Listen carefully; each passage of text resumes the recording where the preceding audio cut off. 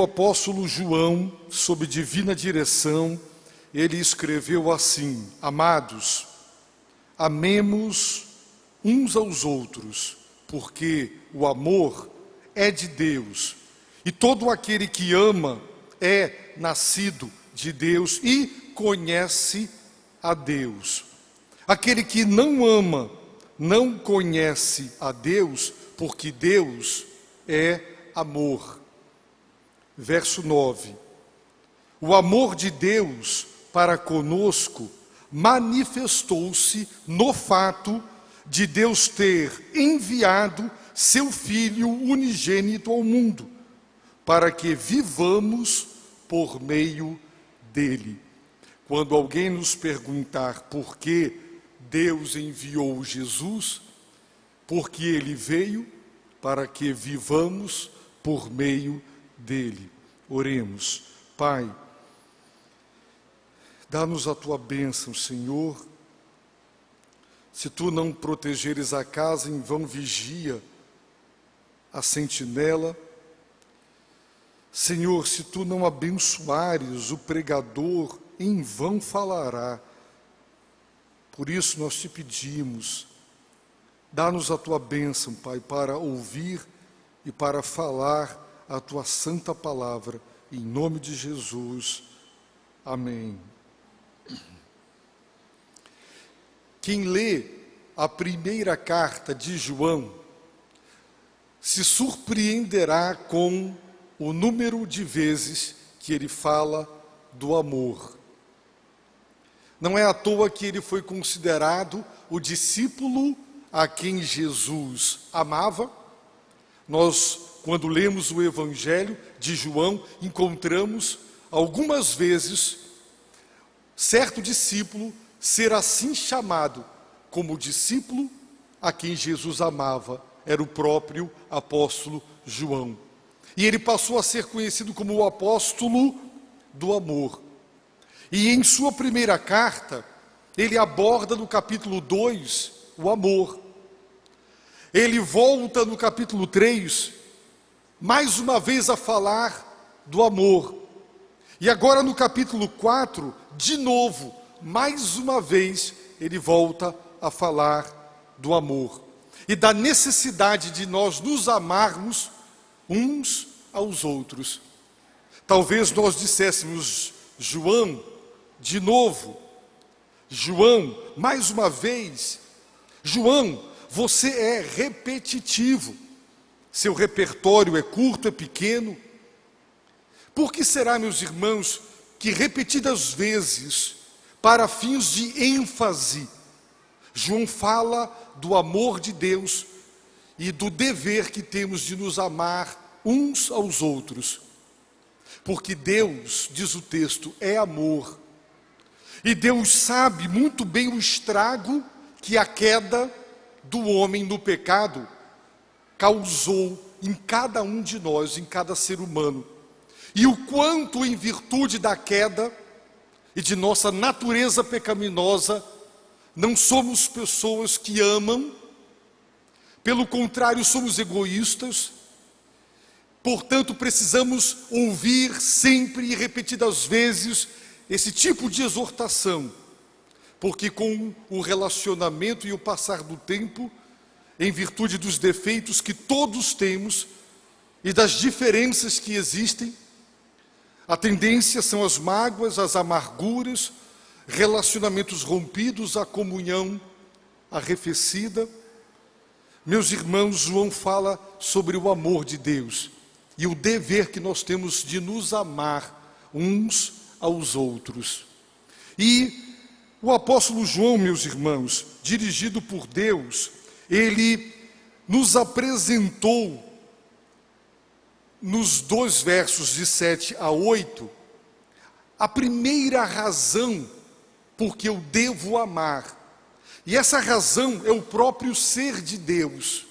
Devemos nos amar por ser Deus quem é. Deus é amor.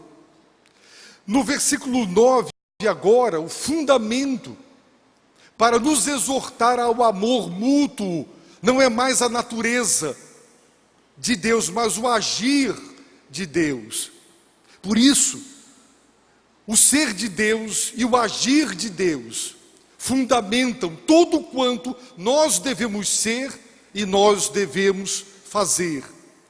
Tudo que eu devo ser como ser humano e devo fazer como ser humano deve ser determinado por quem Deus é e pelo que Deus fez. Por isso João diz: amados, amemos uns aos outros. Por quê? Porque o amor é de Deus. Deus é a origem e é a fonte de todo e genuíno amor. Quando um casal se amar, quando pais amam os filhos, quando os filhos amam os pais, quando as pessoas se amam, todo amor humano é derivado do amor de Deus. Onde quer que haja amor verdadeiro, ali é um derivado. Nós sabemos que o petróleo tem tantos derivados, o leite tem tantos derivados. Todo genuíno amor que se observa na face da terra é derivado do amor de Deus, porque Deus, o amor é de Deus, Ele é a fonte, Ele é a origem e o amor lhe pertence. E João afirma que todo aquele que ama é nascido de Deus. Portanto, a evidência de que eu nasci de novo, de que Deus me regenerou e de que eu sou uma nova criatura, é o amor. Todo aquele que ama é nascido de Deus. A Bíblia não diz que eu devo amar para poder ser regenerado, mas porque quem é regenerado ama. A evidência da regeneração, da nova criatura, do novo nascimento, é o amor. E todo aquele que ama conhece a Deus.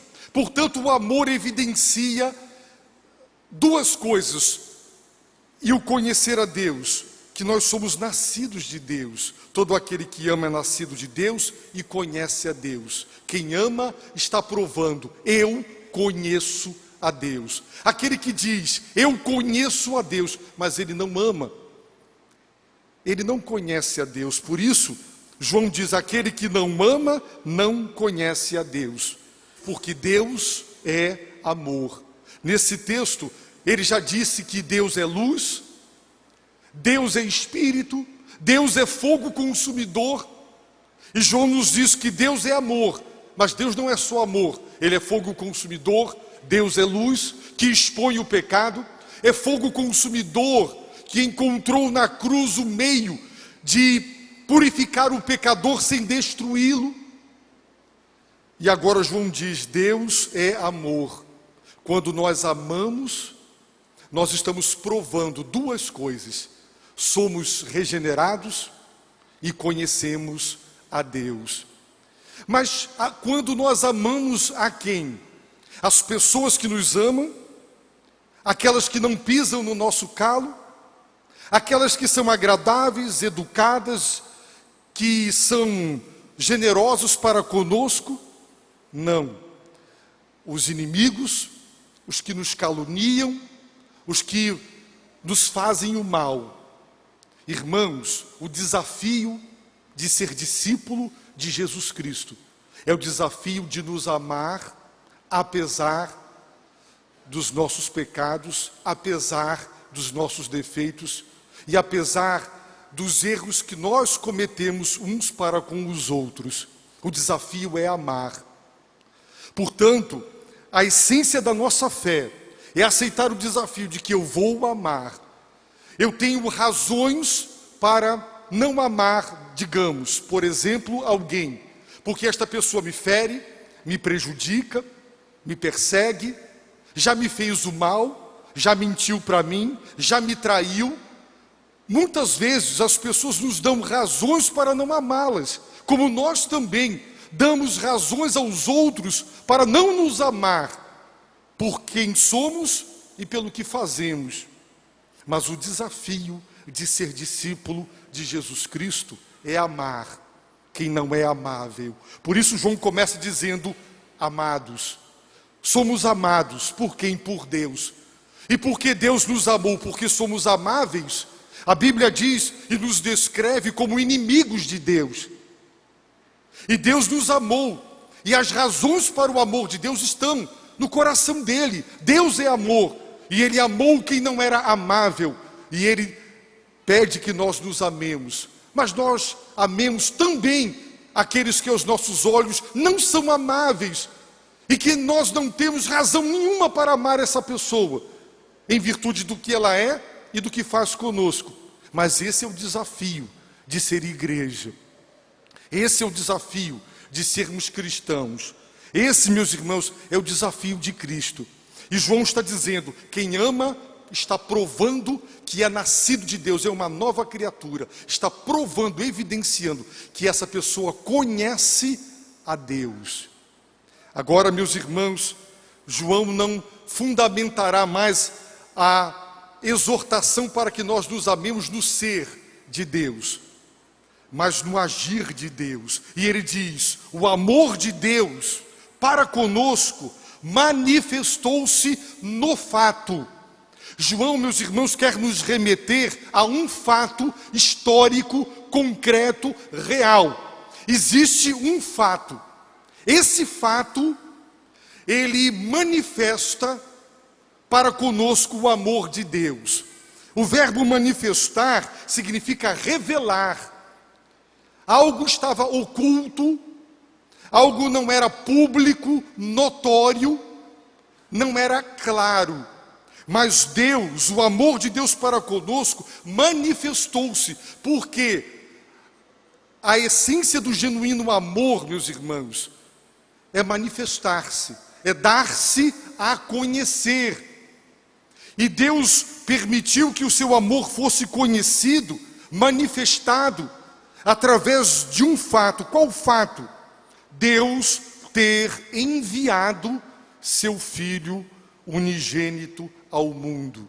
Esse fato, Deus enviou. O verbo enviar, apostoléo, significa enviar como apóstolo.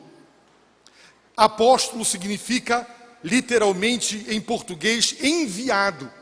Significa alguém que é um representante autorizado de uma autoridade que o envia como representante para falar em nome e com a autoridade daquele que o comissionou e o enviou.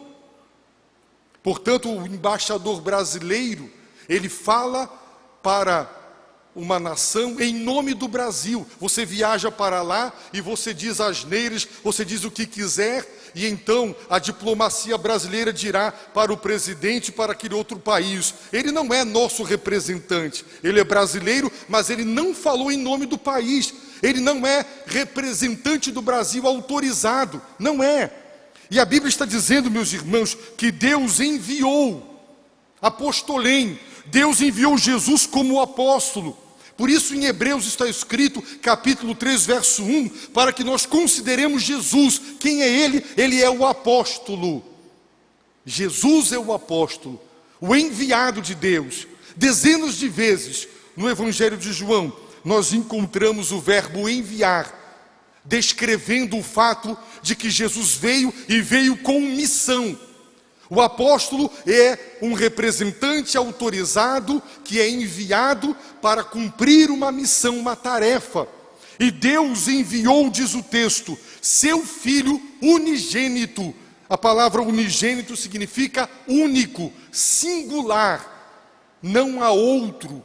Todos os filhos de Deus são filhos por adoção. 3 vezes, dizem os evangelhos, a voz de Deus o Pai ressoou dizendo, este é o meu Filho amado, o meu Filho.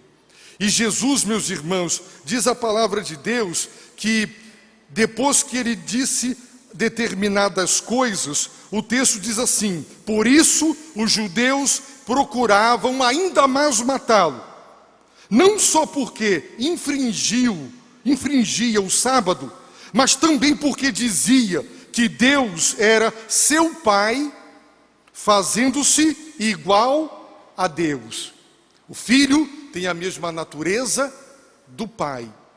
Jesus tem a mesma natureza divina de Deus o Pai, por isso nós cristãos cremos que Ele é tão divino quanto o Pai que o enviou. Por isso, o Senhor Jesus Cristo, ele faz esta distinção tão clara quando ele, após a ressurreição, Maria o identifica e é provável que o agarrou e o abraçou, e Jesus lhe disse: não me segures, pois ainda não voltei para o Pai, mas vai a meus irmãos e dize-lhes que estou voltando para meu Pai e vosso Pai, meu Deus e vosso Deus.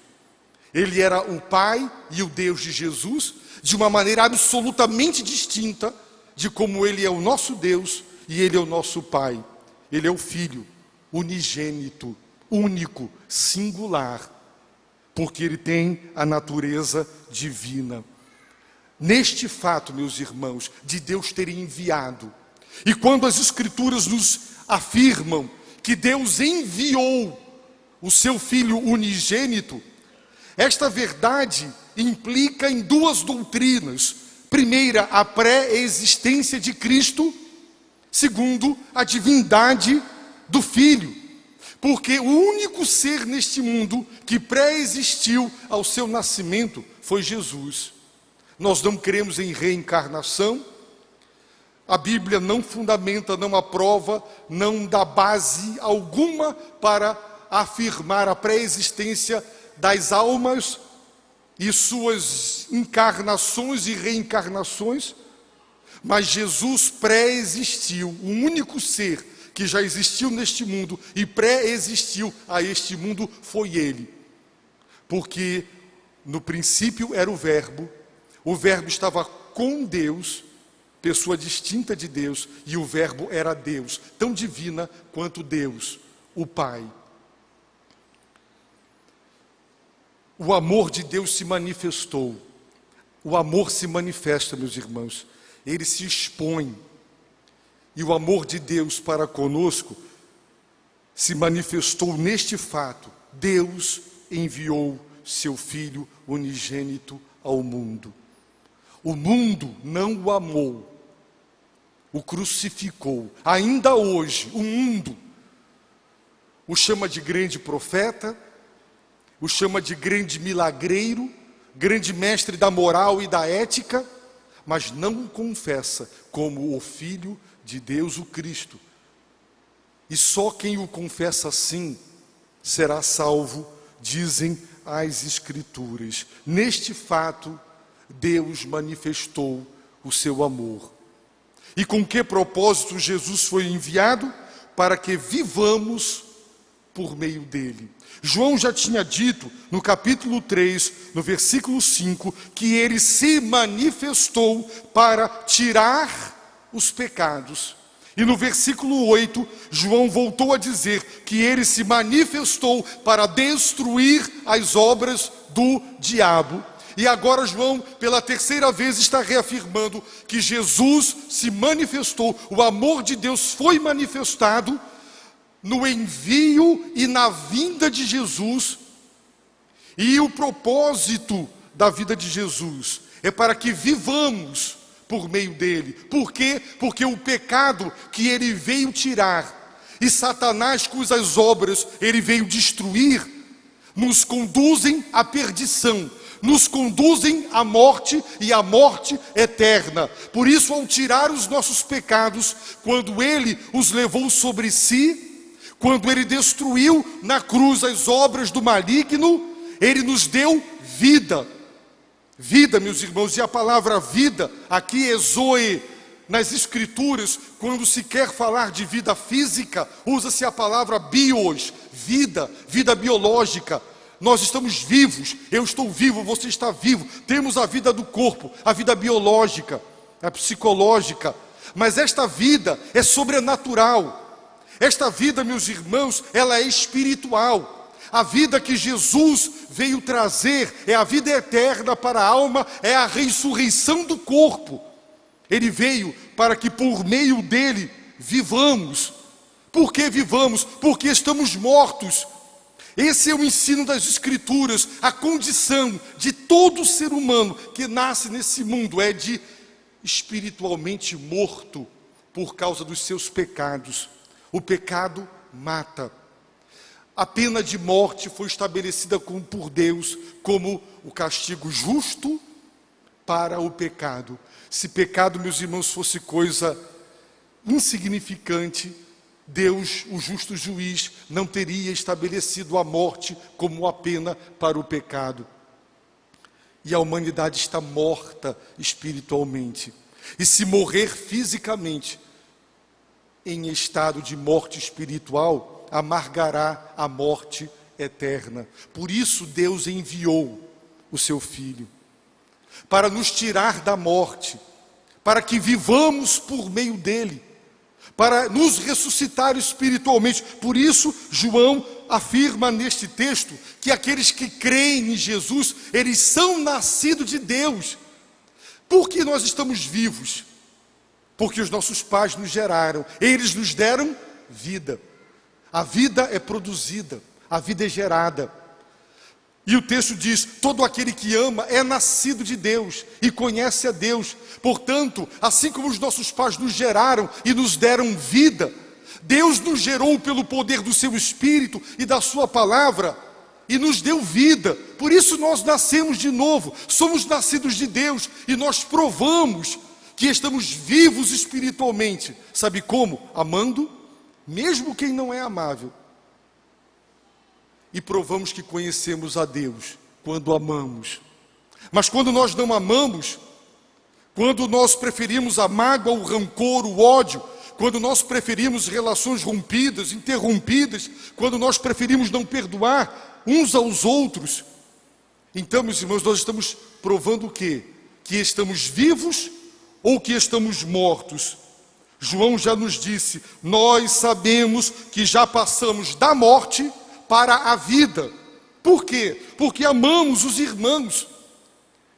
Irmãos, aqui João fala, passamos, ele é uma palavra no original que significa um transporte. É quando você tira uma coisa de um lugar e você transporta aquela coisa para o outro lugar.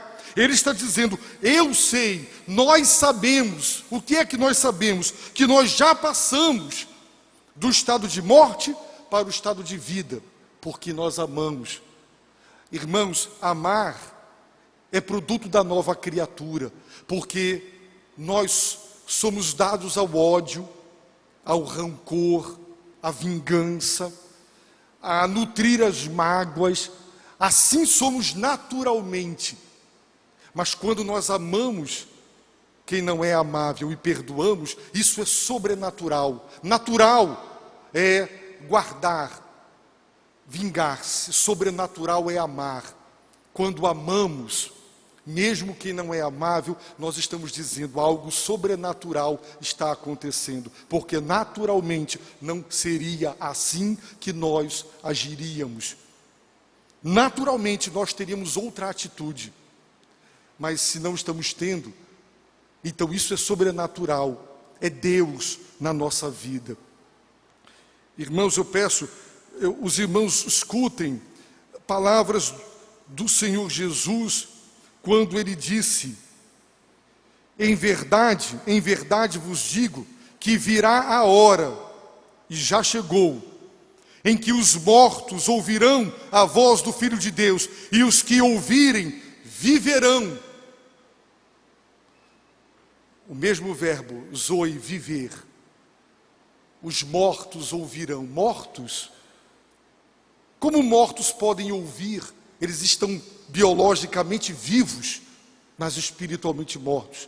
Mas vai chegar a hora, disse Jesus, ela chegou, em que os mortos ouvirão.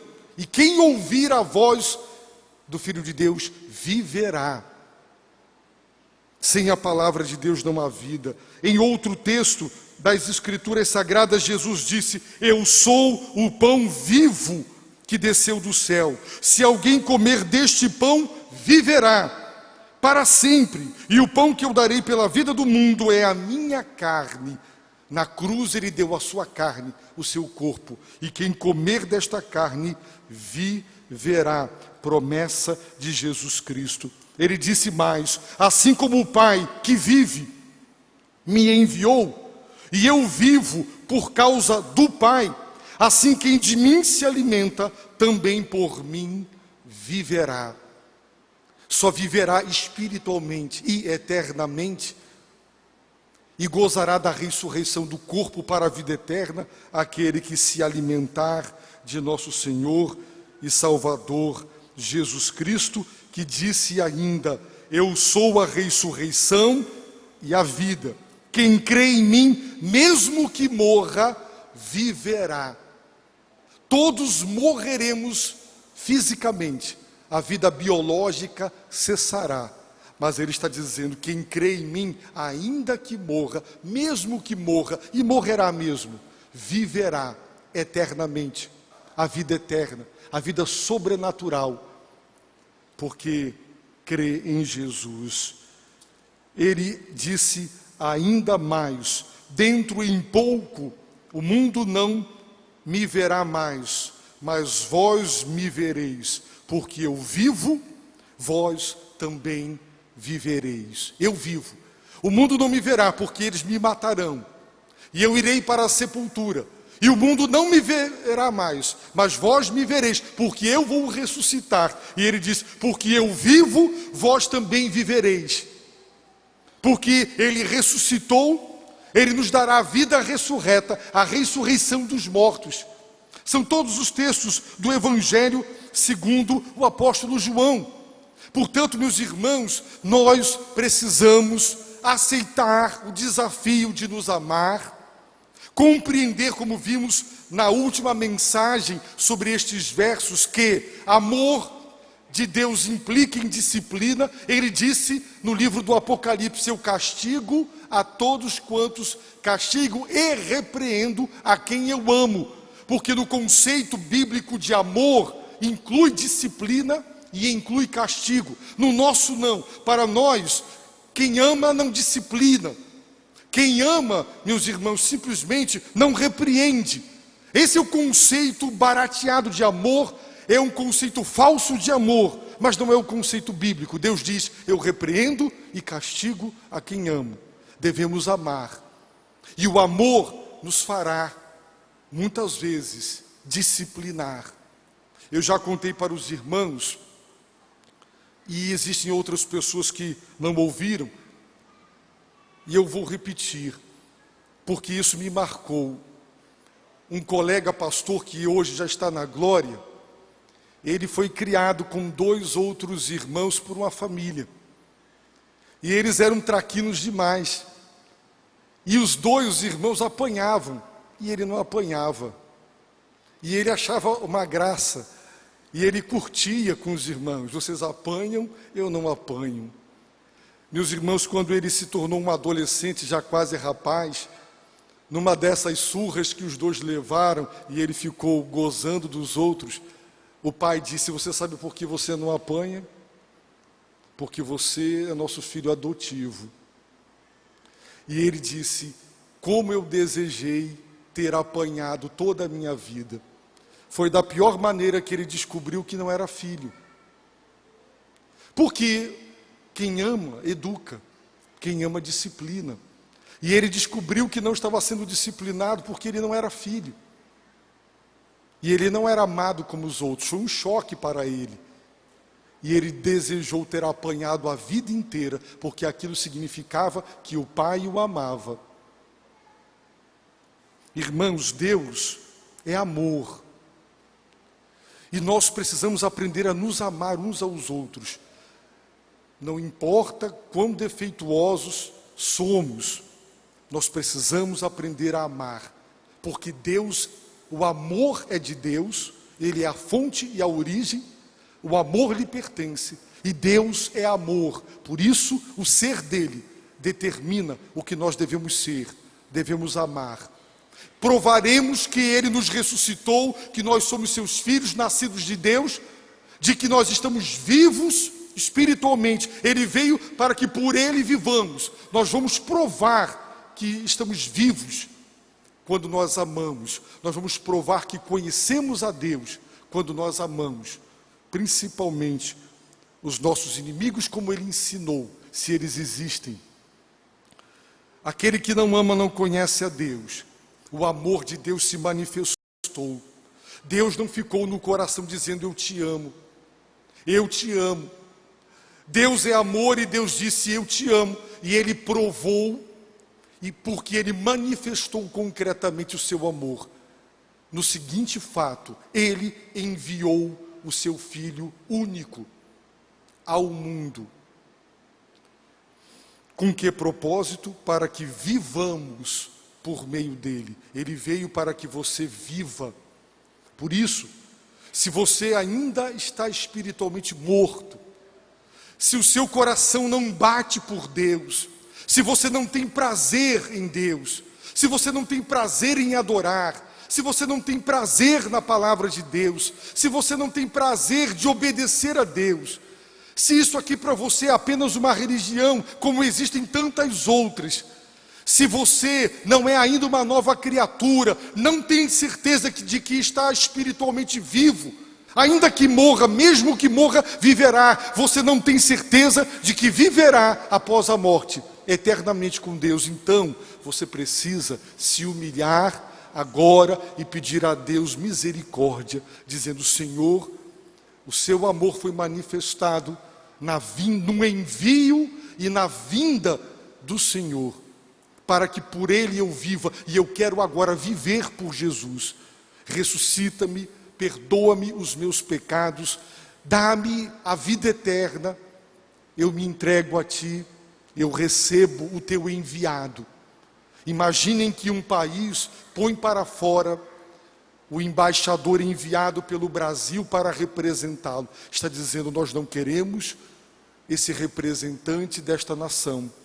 Quando as pessoas dão as costas para Jesus, elas estão dizendo: nós não queremos nem o enviado e nem quem o enviou. Portanto, volte-se nesta noite para o Filho de Deus, confesse seus pecados e perceba a grandeza do amor de Deus.